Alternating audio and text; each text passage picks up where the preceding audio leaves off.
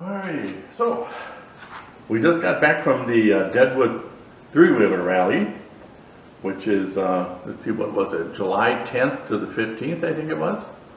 We got there, we just spent 3 days there. So we got there on Sunday, two Sundays ago.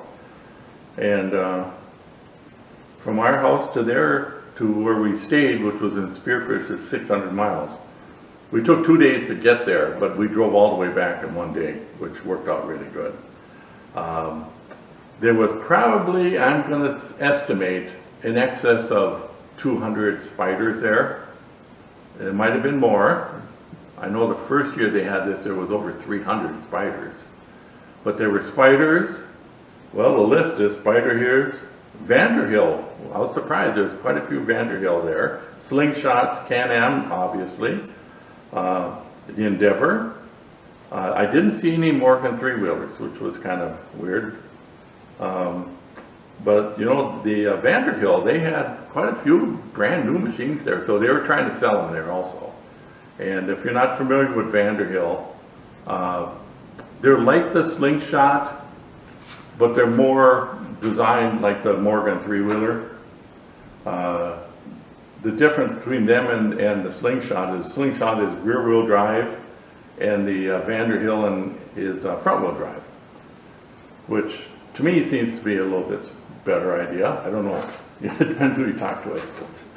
But anyway, it was interesting to see these different bikes, and there was a handful of the back-wheel trikes there, but it was by and large all front-wheel trikes. And you know, I keep saying, well, this one here, which I call the future of trikes, because this is all electric, and I've got the batteries, I just got the BMSs, and I've got the cabling, so I'm going to start to put the battery packs in the front here. But this really, I believe, is the future of not only motorcycles, but cars. And a good point to bring up there is if you look at the new electrics, the high efficiency electric cars, they're three-wheel, one in the back, two in the front. You will never see a car with two in the back and one in the front, except for the Robin Reliant. And I'll put a link to that in my description. I invite you to view the video. It's hilarious. It's really hilarious. It's a test of, I think it was Top Gear did a little drive with it, and it's really funny. But it really shows why you don't put the two wheels in the back and one in the front.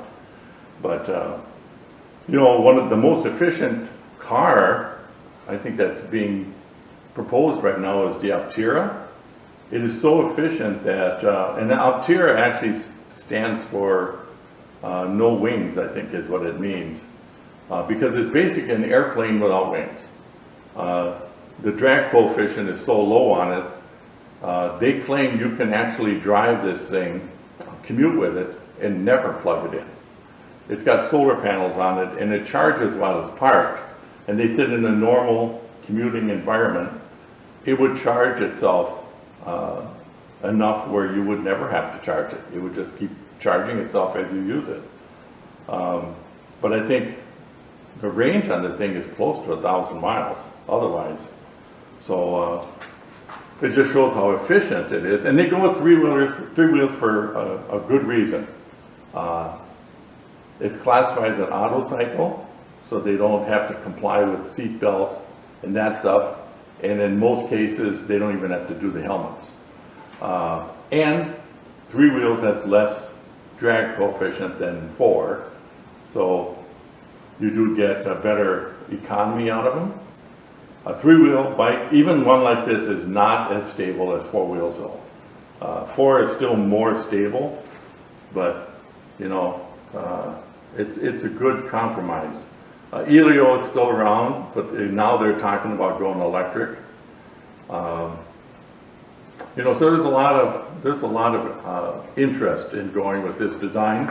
You get more real estate to put batteries is the main thing, and you got the stability, and it's built around steering. I mean, why would you not build a three-wheel vehicle around steering? Instead of putting the wheels on the back and then band-aiding together a steering that's not designed for steering in this manner, why not just design the whole thing to steer? I don't get it. So anyway, it was a very interesting journey out there to South Dakota, plus the hills. I mean, how can you not like the Black Hills? It's just the greatest place. You know, we stayed in Spearfish, rode the canyon every day. Great time of year to be out there because there was nobody there. We had the roads to ourselves for the most part, so that was fun. Went up to Crazy Horse, checked that out.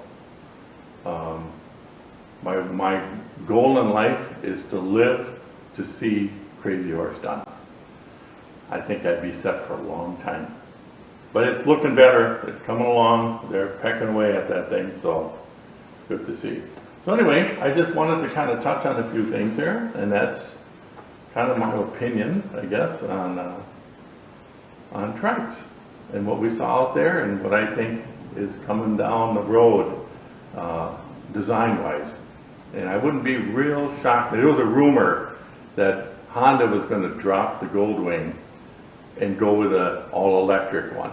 That's not going to happen. But I wouldn't be surprised if Honda doesn't come out with an electric motorcycle. I'm kind of hoping they come up with something like this right here. An all-electric trike like this.